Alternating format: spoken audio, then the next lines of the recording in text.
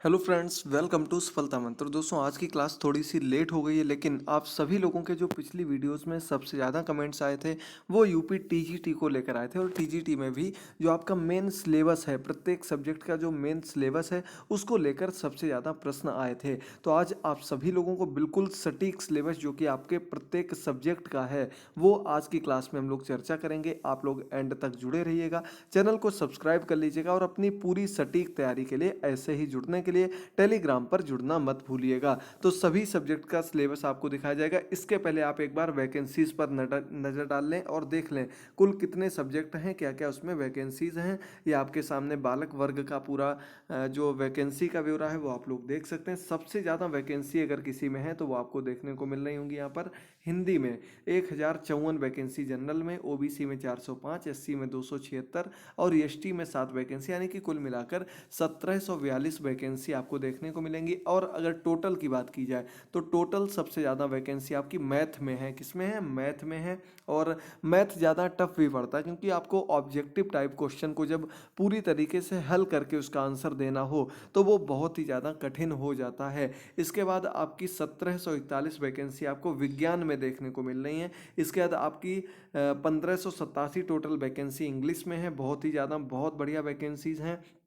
आगे बढ़ें तो आपको सामाजिक विज्ञान में 1392 वैकेंसी हैं। और इसी प्रकार से आगे देखिए, आपको 938 वैकेंसी संस्कृत में है। और इसके बाद आपकी 497 शारीरिक शिक्षा में है। अन्य सब्जेक्ट की भी वैकेंसीज आप लोग यहाँ से देख सकते हैं।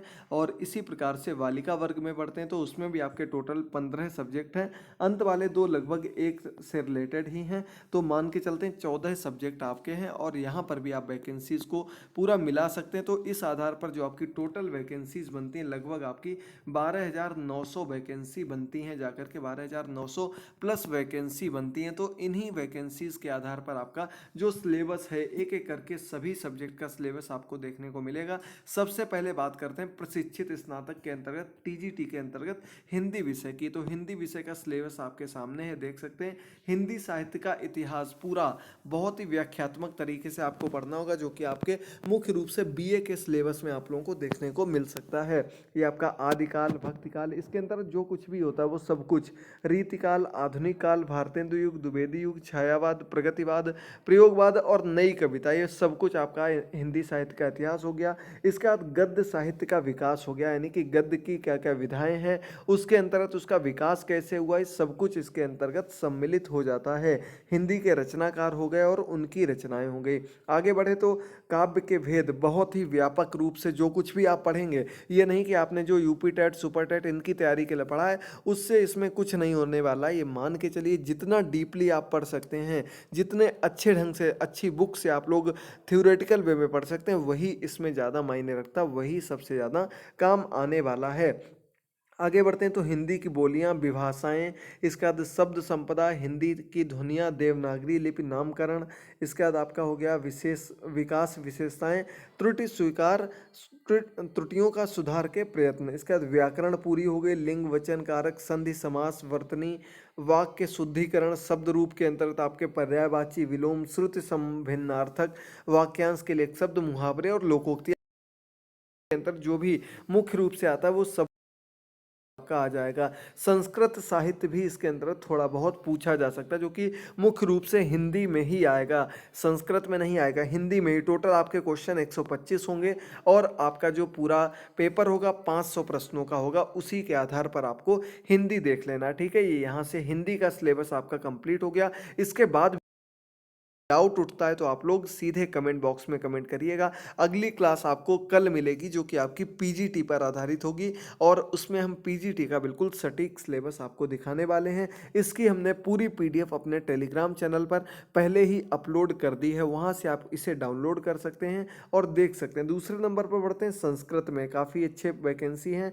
इसमें आपका गद्य, पद्य, नाटक, अधोलिखित ग्रंथों के निर्धारित अंकों के आधार पर शब्दार्थ, सूक्तियां, शब्दों की व्याकरणात्मक टिप्पणी, चरित्र चित्रण और ग्रंथकर्ता का परिचय। यानी कि आपको कादंबरी दिया गया, शिवराज विजय दिया गया है, इसके बाद किरातार्जुनीयम दिया गया, मेघदूत दिया गया, नीति शतकम दिया गया, अभिज्ञान शाकुंतलम दिया गया और उत्तर रामचरितम। इसके आगे इनके अंक भी दिए गए हैं, जितने आपको अंक पढ़ने हैं इनसे डीपली आपको पढ़ना है।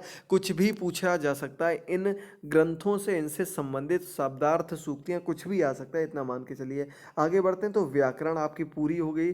संस्कृत व्याकरण प्रवेशिका ये बुक है, इसके आधार पर आपकी संधि, समास, कारक, प्रत्याहार, अकारांत, इकारांत, उकारांत, ऋकारांत, पुल्लिंग, स्त्रीलिंग, नपुंसकलिंग शब्दों का रूप। और आपको एक बात और बता दें दोस्तों, हिंदी और संस्कृत की बिल्कुल सटीक तैयारी आपकी जल्द ही स्टार्ट करने वाले। अन्य विषय के बारे में भी थोड़ा डाउट है और समय भी थोड़ा कम मिल रहा है, क्योंकि थोड़ी सी प्रॉब्लम चल रही है इस समय, इस वजह से अन्य क्लासेस को लेकर नहीं बता सकते, लेकिन जल्द ही इसके बारे में भी कोई निर्णय लेकर आपको बता देंगे। जिस भी विषय की आप तैयारी कर रहे हैं कमेंट बॉक्स में कमेंट करके जरूर बताइएगा। लिंग शब्दों के रूप हो गए, इसके सकते हैं आपके धातुओं के रूप हो गए, 1 से 100 तक की गिनती हो गई आपकी।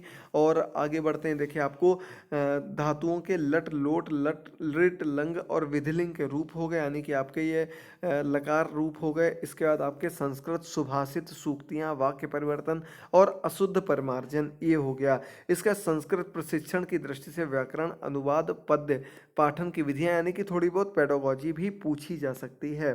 चलिए आगे बढ़ते हैं तीसरे सब्जेक्ट की ओर। तो उर्दू का सब्जेक्ट है, इसमें ज़्यादा जानकारी नहीं है, तो आप लोग ये पूरा सिलेबस देख सकते हैं। जो लोग भी उर्दू के हों या उनके साथ स्क्रीनशॉट लेकर के इसको शेयर कर दीजिएगा। चलिए आगे बढ़ते हैं अगले सिलेबस की ओर। तो अगला सिलेबस आपका इंग्लिश का सिलेबस है और इसमें आपके 2 सेक्शन होंगे, एक आपका लैंग्वेज का, दूसरा लिटरेचर का। लैंग्वेज में आपकी ग्रामर वगैरह आ जाती, कॉम्प्रीहेंसिव आ जाता है और उससे रिलेटेड क्वेश्चन, फिर part of speech, spelling, punctuation और आपका हो गया वोकैब हो गई, प्रीपोजिशन, ट्रांसफॉर्मेशन और एग्रीमेंट, ये सब कुछ हो गए। फिर लिटरेचर में बढ़ते हैं तो फॉर्म्स ऑफ लिटरेचर, कुछ आपके ऑथर दिए गए, इनके वर्क, शेक्सपियर, जॉन मिल्टन और इसके बाद विलियम वर्ड्सवर्थ और जॉन ग्रेसवर्थी। इन लोगों के आप लोगों को वर्क जो है, इनकी जो बुक्स हैं और ऑथर के बारे में डिटेल्स है, इतना आपको इंग्लिश में याद करना। बहुत ही ज़्यादा वैकेंसी है इंग्लिश में, अगर आप लोग अच्छे ढंग से तैयारी करते हैं निश्चित तौर पर आपको सफलता मिल सकती है। सबसे बड़ा अगर कोई सिलेबस है तो वो आपका विज्ञान का सिलेबस है, देख सकते हैं आप लोग, पूरा पढ़ के भी नहीं बता सकते, इतना बड़ा सिलेबस है। विज्ञान में आपकी भौतिकी यानी कि फिजिक्स की बात कर लेते हैं तो विमा मापन हो गया, इसके बाद आपका गति एवं बल से रिलेटेड आप लोग इनका स्क्रीनशॉट लेकर के आगे पढ़ सकते हैं। चैप्टर के नाम दिए गए, उनके अंतर्गत क्या क्या आ सकता है ये भी दिया गया। ऊष्मा हो गया, प्रकाश, ये आपको चैप्टर्स के नाम दिए गए हैं, बाकी आप लोग देख सकते हैं। विद्युत हो गया और आधुनिक भौतिकी हो गया। चलिए आगे बढ़ते हैं तो आपका रसायन विज्ञान भी आएगा विज्ञान के अंतर्गत, इसमें आपका द्रव्य हो गया। अगला हो गया आपका रासायनिक संयोग के नियम हो गए, पदार्थ की संरचना हो गई, परमाणु संरचना, डी ब्रॉगली समीकरण और इसके बाद आपका हाइजेनन वर्ग हो गया। इसका रेडियो सक्रियता हो गई, रासायनिक आबंध हो गए और आपकी रासायनिक अभिक्रियाएं हो गई, वैद्युत रासायनिक सेल हो गए और आपका तथ्यों का आवर्त सारणी में वर्गीकरण किस प्रकार से, ये भी आपका याद करना है आपको। इसके अंतर्गत अन्य टॉपिक आपके सामने दिए गए, इसमें आपका सामान्य कार्बनिक रसायन हो गए, यानी कि कार्बनिक को पढ़ने हैं। इसका समावयन वयता हो गया और निम्न कार्बनिक यौगिकों के बनाने की विधियां और उनके गुण, इतनी चीज़ें आप लोगों को विज्ञान के अंतर्गत निश्चित तौर पर पढ़नी ही हैं। ये मान के चलिए कि इतने में से आपको कुछ भी छोड़ना ही नहीं है। चलिए आगे बढ़ते हैं तो विज्ञान का टॉपिक भी आपने देख लिया होगा, जो अंदर का इसका दिया गया था वो भी आप लोग ज़रूर पढ़ लीजिएगा और देख लीजिएगा क्या क्या आपके सिलेबस के अंतर्गत है। यही हाल आपका मैथ में भी है, चैप्टर्स के नाम आपको बताए दे रहे हैं, बाकी आप लोग डीपली पढ़ सकते हैं। इसमें आपका वाणिज्य गणित हो गया, सांख्यिकी हो गई, बीज गणित हो गया, सारणिक हो गया। एक बात और याद रखिएगा, मिनिमम 12th लेवल तक का आपको 100% तैयार ही रखना है और इसके हाई लेवल भी पढ़ लेंगे तो वो भी आपको निश्चित तौर पर काम आएगा। लेकिन इंटर लेवल तक का किसी भी सब्जेक्ट में आप जितना डीपली पढ़ सकते हैं उतना आपको याद ही रखना है। आगे बढ़ते हैं तो सारणिक हो गया, समुच्चय सिद्धांत हो गया, वास्तविक विश्लेषण हो गया टॉपिक आपका, और ये आपका जो मॉडर्न अलजेब्रा जिसको कहा जाता है वो भी मुख्य रूप से इसके अंतर्गत आती है। त्रिकोणमिति ट्रिग्नोमेट्री हो गई आपकी, सम्मिश्र संख्याएं हो गई, वोलिक फलन हो गया, ज्यामिति हो गई, इसके बाद निर्देशांक ज्यामिति हो गई, कलन अवकलन हो गया, यानी कि जो आपका कैलकुलेशन वो कैलकुलस सब्जेक्ट है उसके क्वेश्चंस भी आपको देखने को मिलेंगे। सदिश विश्लेषण हो गया, स्टैटिक्स हो गई आपकी, और स्थित विज्ञान डायनामिक्स स्टैटिक्स हो गई, गति विज्ञान हो गई, यानी कि मुख्य रूप से मैथ में आपके जितने भी टॉपिक 12th लेवल पर आपको पढ़ने होते थे वो सब कुछ आपको इसकी तैयारी के अंतर्गत रखने हैं, मान के चलिएगा। ठीक है, चलिए आगे बढ़ते हैं। जीव विज्ञान के अंतर्गत, जीव विज्ञान वैसे अभी आपको सिलेबस के अंतर्गत नहीं दिया गया, तो आपको जीव विज्ञान में देखना है आप लोग किस प्रकार से इसमें शामिल किया जाता है। वैसे 5 नवंबर तक का टाइम दिया गया, 5 नवंबर को समिति इसका फैसला कर देगी कि जीव विज्ञान को लेकर क्या प्रॉब्लम है, कितने वैकेंसीज आएंगी। अगर शामिल किया जाता है तो उसके बारे में आपको आगे इन्फॉर्म करते रहेंगे। सिलेबस आपके सामने है, देख लीजिएगा, सभी सब्जेक्ट, सभी चैप्टर्स, टॉपिक, सब कुछ आपके सामने दिए गए हैं। चलिए आगे बढ़ते हैं हम लोग। जीव विज्ञान सब्जेक्ट है ग्रह विज्ञान। ग्रह विज्ञान के हमने आपको एलटी ग्रेड के टाइम पर कुछ क्लासेस दी थी, हमने खुद उन क्वेश्चंस को तैयार किया था, तो उन क्लासेस को आप लोग एक बार जरूर देख लीजिएगा। सभी ऑब्जेक्टिव टाइप क्वेश्चंस 10th की बुक से हमने तैयार करके डाले थे, उसका लिंक आपको दे देंगे, आप लोग या सर्च करके देख लीजिएगा, और उसकी पीडीएफ भी हम जल्द ही टेलीग्राम चैनल पर अपलोड कर देंगे, वहाँ से आप लोग डाउनलोड कर लीजिएगा। तो आपका आहार हो गया, गृह प्रबंधन हो गया, स्वास्थ्य हो गया, बाल विकास हो गया। आगे बढ़ेंगे तो आपका वस्त्र वाला टॉपिक हो गया, प्रसार, ये आपके टॉपिक इसके अंतर्गत मुख्य रूप से आएंगे, और इनको डीपली पढ़ेंगे जब इनका अंतर जो लिखा गया तो आपको पता लगेगा कि लगभग आपके सभी टॉपिक इसके अंतर्गत कवर हो चुके हैं। चलिए आगे बढ़ते हैं हम लोग। सामाजिक विज्ञान है, ठीक है, सामाजिक विज्ञान सोशल साइंस का सब्जेक्ट है, और इसके अंतर्गत आपका भूगोल आ जाता है। भूगोल में देखिए भौतिक भूगोल, वायुमंडल, जलमंडल, मानव भूगोल और मानव अधिवास ज्योग्राफी के अंतर्गत आ जाते हैं। मुख्य रूप से जो टॉपिक आपको पढ़ने हैं, 125 क्वेश्चन आएंगे सभी सब्जेक्ट का, जो भी आपका मुख्य सब्जेक्ट है, इस बात को याद में रखना है। आर्थिक भूगोल हो गई, और इतिहास के अंतर्गत अगर बढ़ेंगे तो इतना पहले तो आपको पुराने सभी जितने भी मिडवल हो गया आपका, प्राचीन भारत हो गया, और आधुनिक भारत हो गया, सब कुछ आपको पढ़ना ही। देखिए सभी क्रांतियां, सब कुछ आपको पढ़ लेना है, प्राचीन काल से लेके आधुनिक भारत तक का पूरा इतिहास पढ़ना है। इसके बाद अर्थशास्त्र में आपका आ जाता है आर्थिक सिद्धांत हो गए, कीमत निर्धारण के सिद्धांत हो गए, वितरण का केंद्रीय सिद्धांत हो गया, अंतर्राष्ट्रीय और राष्ट्रीय व्यापार हो गया, भारतीय अर्थव्यवस्था एवं आर्थिक विकास हो गया, औद्योगिकीकरण की समस्याएं भारत में, विदेशी व्यापार, और नागरिक शास्त्र में बात की जाएगी आपकी, तो नागरिक शास्त्र में जो भी राजनीतिक शास्त्र हो गया उसकी परिभाषाएं, कानून आ गए आपके, ये सब कुछ आपको पढ़ना है। फिर राजनीतिक दार्शनिकों की बात की जाए तो इनके बारे में आपको डीपली पढ़ना पड़ेगा, इनकी क्या क्या बुक्स हैं, किसके बारे में इन्होंने बात की है, ये सब कुछ आपको पढ़ना है।